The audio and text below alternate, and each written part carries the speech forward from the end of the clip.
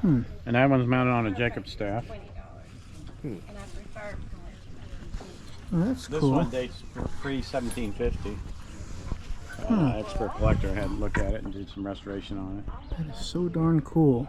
And then that's all hand engraved. And then this is your lower economy model. A wood compass with the cardboard face on it. Hmm. Are you familiar with how the process, how they did it? No, what is the process? So the three key tools, if you're in the wilderness like Kentucky, you're probably going to use a Jacob staff.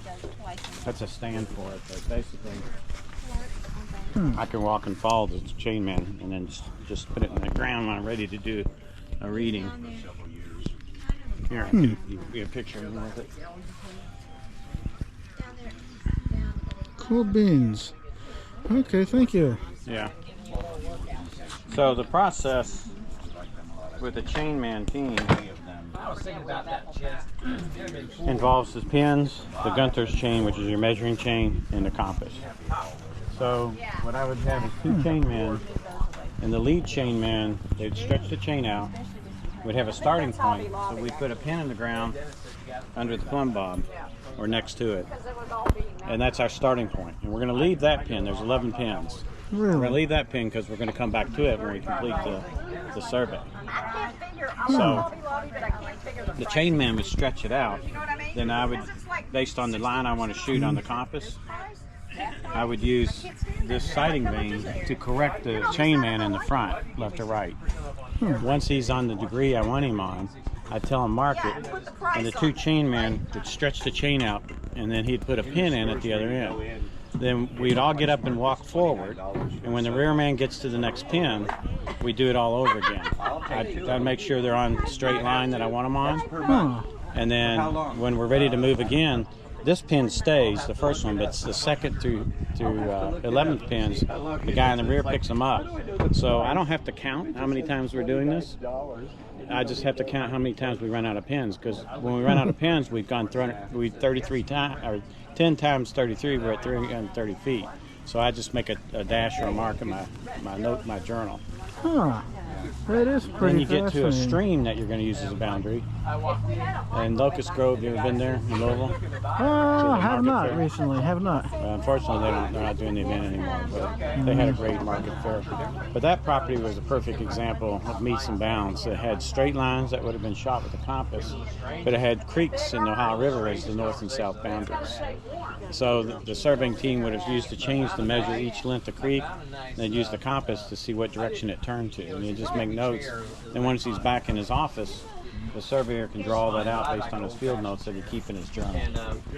Now, how does all this stuff play into the whole surveying process? Hey, Jason, you want to explain how to measure across a river?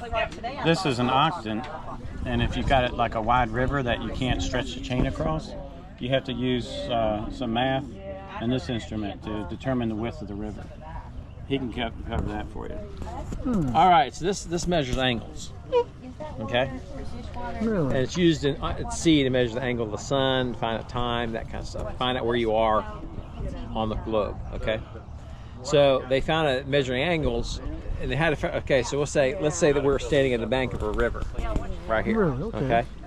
And that's the other bank of the river, way over there, where the trees are. All right. Well, this chain ain't gonna fit. It's only 66 feet. So what they said, well, what can we do? We'll send a guy over there, two guys over there, one, and they'll take the chain and they'll go down 2 chain lengths. It's 132 feet. Okay. So then he'll stand there. The other guy will stand there with a stick. Okay. So then we'll turn this, because it measures angles, we'll turn it on its side. And we'll look through the viewfinder, and we'll find the one guy in the mirror, and it's a mirror here. Mirror? And we'll find the one guy here, and it'll show up in this mirror, and we'll line it up with the other guy. We'll line the guys up. And how you do that is move this, and it moves. And then after you line them up, you get an angle, okay? Whatever it is, okay? And then you come back. See the little lines right there for the measuring right there? Yeah, so you have angles from 90 to 0 on the other side. And I guess I presume you use these little knobs. Yeah, right here to- these are micro adjustments to go a little bit back and forth. So you loosen that up, and if you notice, it'll move the mirror and the angle thing. So you move, and it moves the mirror. So you line these guys up, okay? However, I got to look through this. So you're lining the guys up, okay?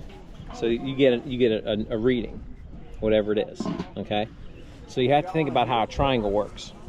So you've got, you're trying to find out what this length is, okay, to our guy across the river. Are you with me? Okay. Okay, so you know this is a 90-degree angle, okay? And you know what this angle is now, right here, okay? So you do the math, and then you find, and you know what this length is. It's 132 feet, right? Because you did 2 chain lengths. And with the math, you could figure out what the other sides are, with, if you know algebra, basic algebra. And then, so they would say, okay, that is 435 feet, because it's exactly within inches because of the math. And that's how they use this. So it's used angles at sea, but here you can measure across rivers, ravines, gorges, because you can't take a chain down to a gorge and come up and go across. Especially if a gorge is 125 feet across, you can't get that chain across there. You know, it's impossible. So the old way was just to guess, and they were wrong, because I'm not sure how far that is. I haven't measured it yet, but you know, that's maybe 300, 400, 500 feet to over there. But I had one guy said, oh, I don't know, 50 feet, 68. You know, I mean, it's not 50. 50 is the road. You know, he doesn't know. 200 feet. You know, so if everybody's saying, well, we don't know what it is, well, this way it's accurate to the inch.